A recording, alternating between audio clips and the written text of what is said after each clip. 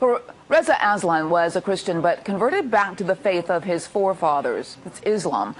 He has now written a book about Jesus. The book has become controversial as it calls into question some of the core tenets of Christianity. The book is called Zealot, The Life and Times of Jesus of Nazareth. And Reza joins me now from Los Angeles. Welcome. Thank you for having me. Well, this is an interesting book. Now, I want to clarify, you're a Muslim, so why did you write a book about the founder of Christianity?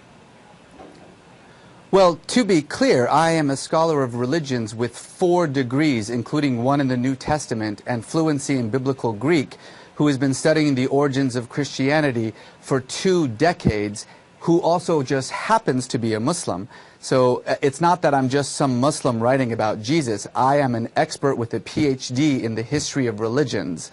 But I have been obsessed with Jesus. It still begs the question, why would you be interested in the founder of Christianity? Because it's my job as an academic. I am a professor of religion, including the New Testament. That's what I do for a living, actually. So, I mean, it would be like asking a Christian why they would write a book about, Islam. I'm not sure about that. But honestly, I've been obsessed with Jesus for really 20 years. I've been studying his life and his work and the origins of Christianity both in an academic environment and in a personal level for about 2 decades. And just to be clear, this is not some attack on Christianity. My mother is a Christian. My wife is a Christian. My brother-in-law is an evangelical pastor. Anyone who thinks that this book is an attack on Christianity has not read it yet.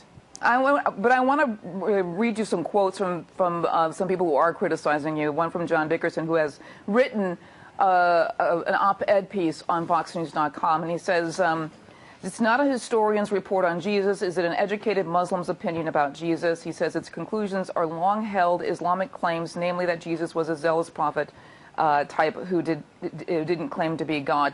Well, that's actually not what Islam claims about Jesus. My book about Jesus overturns pretty much everything that Islam also thinks about Jesus as well. And to be clear, I just want to emphasize this one more time. I am a historian. I am a PhD in the history of religions. This isn't a Muslim opinion. This is an academic work of history, not about the Christ or about Christianity for that matter. It's about a historical man who walked the earth 2,000 years ago in a land that the Romans called Palestine. How are your findings different from what Islam actually believes about Jesus?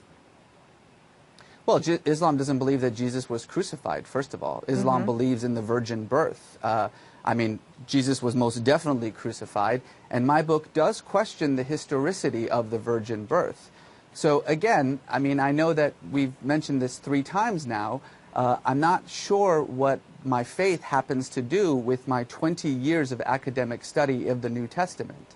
I'm just trying to bring out what some others are claiming at this point, and I want you to answer to those claims, which is... Well, it's pretty clear that there are those who actually do not like the book, who are, unhappy with its general arguments. That's perfectly fine. I'm more than willing to talk about the arguments of the book itself, but I do think it's perhaps a little bit strange that rather than debating the arguments of the book, we are debating the right of the scholar to actually write it. Well, let me give you some other quotes from Dr. William Lane Craig, who is a Christian philosopher and theologian. He's written a lot of books and done a lot of debates about science and religion. He said Reza Aslan merely repeats bygone claims about the historical Jesus that have since been abandoned and refuted. What do you say to that? Well, I would disagree. I have 100 pages of notes and about 1,000 books that I use in my discussions. And of course, in any scholarly discussion of Jesus, as with any scholarly discussion of any ancient figure, there are going to be widespread differences.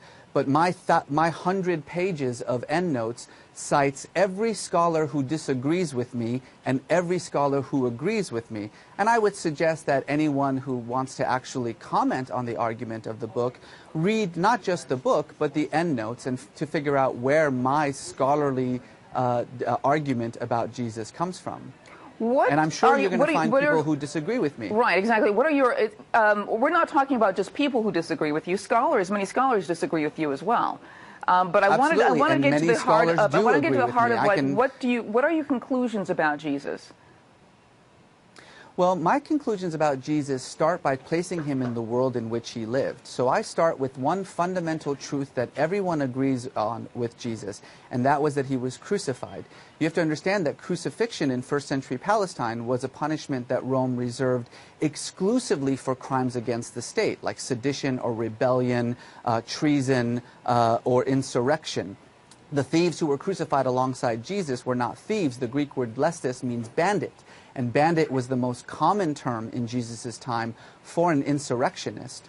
What I say is that if you know nothing else about Jesus except that he was crucified, you know enough to understand what a troublemaker this guy must have been. The movement that he started was such a threat to the political stability of the empire that they actually had him arrested, tortured, and killed for it. So I start with that fundamental fact, and then I take the claims of the Gospels, as every single biblical scholar for 200 years has done, and look at them in light of the history of this world that we know. And what's interesting about Jesus' world is that we know a lot about it, thanks to the Romans, who were very good at documentation. And the picture that arises from this is of a real political revolutionary who took on the religious and political powers of his time on behalf of the poor and the meek, the dispossessed, the marginalized, who sacrificed himself in his cause for those who couldn't stand up for himself, and whose death ultimately launched the greatest religion in the world. Yeah, I want you to ask, actually there's another chat coming, and I want to get this on before we end this interview.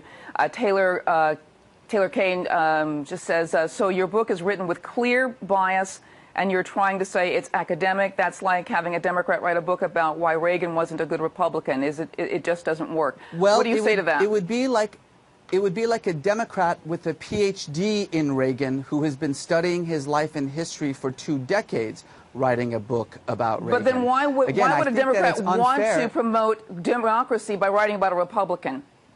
I see that the point is that... Ma'am, may I just finish my sentence for a moment, please? I think that the fundamental problem here is that you're assuming that I have some sort of faith-based bias in this work that I write. I write about Judaism, I write about Hinduism, I write about Christianity, I write about Islam. My job as a scholar of religions with a PhD in the subject is to write about religions. And one of the religions that I have written about is the religion that was launched by Jesus. You're not just writing about a religion from a point of view of an observer. I mean, the thing about it is that you're promoting yourself as a scholar, and I've interviewed scholars who have written books on the resurrection, on the real Jesus, and who are looking at the same information that you're saying. To say that your information is somehow different from theirs is really not being honest here. Ma'am, my information is not different from theirs at all. I'm afraid that it sounds like you haven't actually read my book or seen what I've said about the resurrection or about Jesus or about his claims. I think you might be surprised in what I say. And there have been thousands of scholars who have written about this very same topic, many who disagree with me, many who agree with me. That's the thing about scholarship, is that it's a debate over ancient history, and I am one of those people making that debate. I think it's unfair to just simply assume, because of my particular faith background, that there is some agenda on this book. That would be like saying that a Christian who writes about Muhammad is by definition, not able to do so because he has some bias against it. And frankly, every book that's almost every book that's out there is by... I believe that you've been on several programs and never disclosed that you were a Muslim, and I think that's an interesting full disclosure. The second page of my book says I'm a Muslim. Every single interview I have ever done on TV or on print says I'm a Muslim. You may not be familiar with me, but I'm actually quite a prominent Muslim thinker in the United States. I've written a number of books about Islam. It's just simply incorrect to say that media isn't saying that I'm a Muslim. I would actually encourage you to actually try to find media that doesn't mention my biography, which, by the way, again, is on the second page of the book. All right, Reza, I want to thank you very much for coming on. The book is called Zealot, The Life and Times of Jesus of Nazareth. I want to thank you for coming on a Spirited Debate. Thank you.